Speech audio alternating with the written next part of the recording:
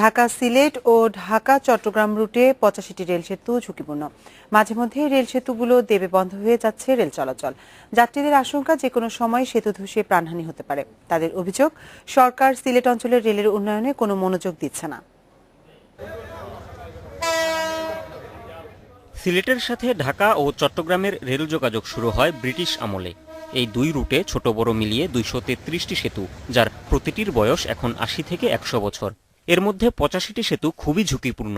এগুলোর কোনোটি দেবে গিয়ে প্রায়ই বন্ধ হয়ে যায় রেল চলাচল।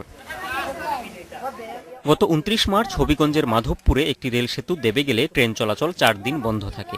এর ৬ দিন পর ৫ এপ্রিল শ্রীমঙ্গলে আরেকটি সেতু দেবে যায়। ট্রেন চলাচল বন্ধ থাকে একদিন।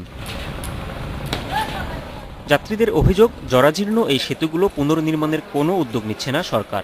ফলে সেতুগুলোর উপর দিয়ে ঝুঁকি নিয়ে চলতে হচ্ছে তাদের। এগুলো ব্রিটিশ আমলের লাইন, কেন এগুলো সংস্কার হচ্ছে না, মেরামত হচ্ছে না?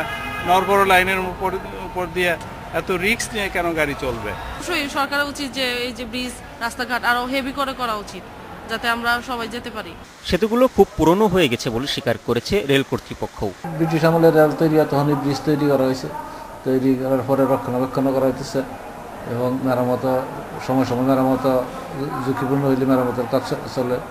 এই অবস্থা মেরামতের কাজের মধ্যে দিয়ে ঝুঁকিপূর্ণ হয়ে গেছে।